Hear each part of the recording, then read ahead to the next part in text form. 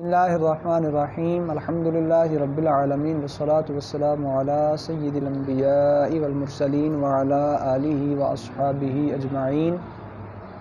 اما بعد، معزز طلباء کرام، ہم نے گزشتہ سبق میں اس میں غیر متمکن کی دوسری قسم اسماء اشارات کی تفصیل پڑھی. اس سبق میں ہم اس کی تیسری قسم اسماء موصولہ کے بارے میں پڑھیں گے. اس میں موصول وہ اسم ہوتا ہے جس کا معنی کسی جملہ خبریہ کے ملائے بغیر مکمل نہیں ہوتا. اس میں موصول وہ اسم ہے جس کا معنی جب تک اس کے صلہ میں جملہ خبریہ نہ آئے، جملہ خبریہ کو نہ ملایا جائے تو مکمل نہ ہو. وہ کیا ہوتا ہے؟ اسم موصول. اسم موصول کون کون سے ہیں؟ اسماء موصولہ صاحب نامیر نے ان کی تفصیل بیان کی. اللہ زی، اللہ زانی، اللہ زین، اللہ زینہ، اللہ تی، اللہ تانی، اللہ تینی، اللہ تی، اللہ واتی، ما، من، ایون، ایتن. الف لام بمعنی اللہ زی، جو اسم فاعل اور اسم مفعول پر داخل ہوتا ہے. یاد رہے کہ اسم فاعل اور اسم مفعول ان کی بھی دو قسمیں ہیں. اسم فاعل اور اسم مفعول حدوثی معنی میں استعمال ہوں، ثبوتی معنی میں. حدوثی معنی کا مطلب یہ ہے کہ تین زمانوں میں سے کسی ایک زمانہ میں معنی مصدری کے پائے جانے پر یہ دلالت کرتے ہیں. اسم فاعل یا اسم مفعول کا حدوثی معنی یہ ہے کہ تین زمانوں میں سے کسی ایک زمانہ میں معنی مصدری کے پائے جانے پر یہ دلالت کریں تو یہ حدوثی ہوں گے. اور ثبوتی جو کسی زمانہ کے ساتھ خاص نہ ہو. اب یہاں جو صاحب نامیر نے فرمایا نا کہ وہ الف لام جو اسم فاعل اور اسم مفعول پر آئے وہ بھی اللہ زی کے معنی میں ہوتا ہے، تو یاد رہے کہ ہر اسم فاعل اور اسم مفعول پر الف لام آنے والا اللہ زی کے معنی میں نہیں ہوگا، بلکہ وہ اسم فاعل اور اسم مفعول جو حدوثی معنی میں استعمال ہو رہے ہوں وہاں الف لام اللہ زی کے معنی میں ہوگا. اگر وہ ثبوتی معنی میں ہوں تو پھر اللہ زی کے معنی میں نہیں ہوگا، بلکہ وہاں الف لام حرفی ہوگا، اسمی نہیں ہوگا. اسی طرح ذو یہ بنی طے کی لغت میں اللہ زی کے معنی میں استعمال ہوتا ہے. گویا ان کے نزدیک یہ بھی اسم موصول ہے. جیسے وہ یہ کہتے ہیں جاءنی ذو ضربا کا مطلب کیا ہے؟ اللہ زی ضربا کا. اور ایک اور بات پیچھے آیا نا ایون اور ایتن، ان کو بھی مصنف نے اسماء موصولہ میں ذکر کیا. یاد رہے کہ یہ مورب ہیں، یہ مبنی نہیں ہے. یہ کیا ہیں؟ یہ مورب ہیں، مبنی نہیں ہے.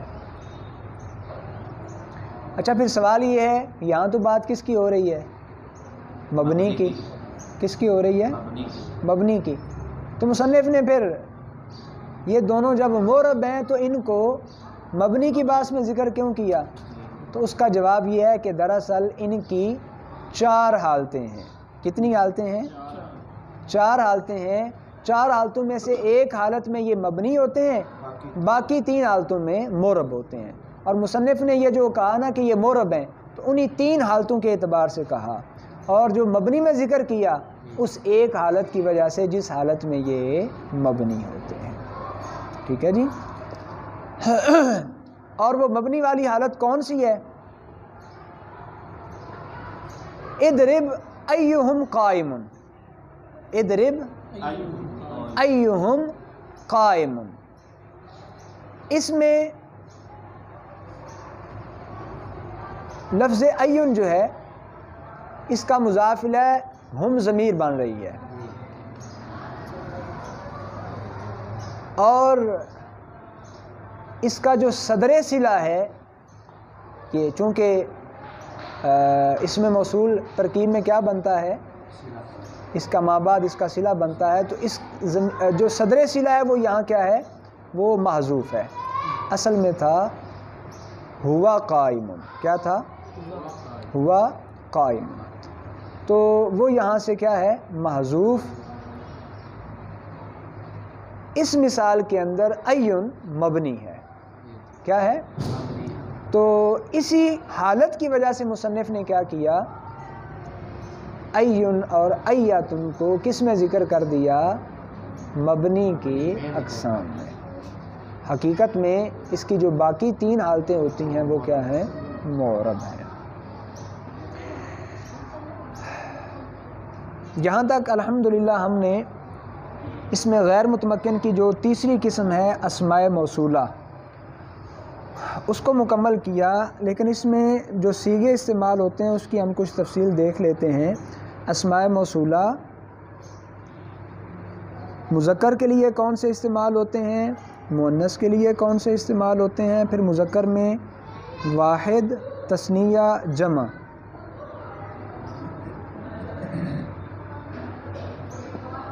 مؤنث میں واحد، تثنیہ، جمع.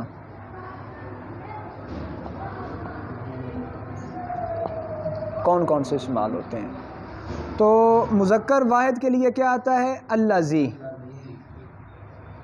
مؤنث کے لیے اللاتی. تثنیہ کے لیے اللذانی، اللذینی. مؤنث کے لیے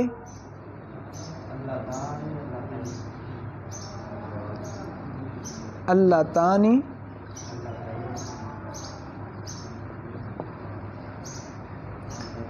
اچھا جی. اور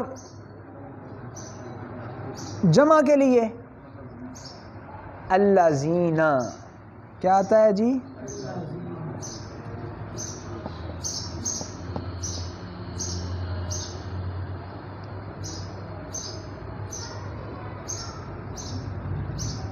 الذین.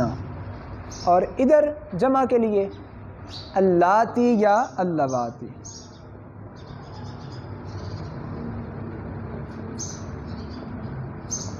یہ ہے جی جمع کے لیے. تفصیل واضح ہو گئی؟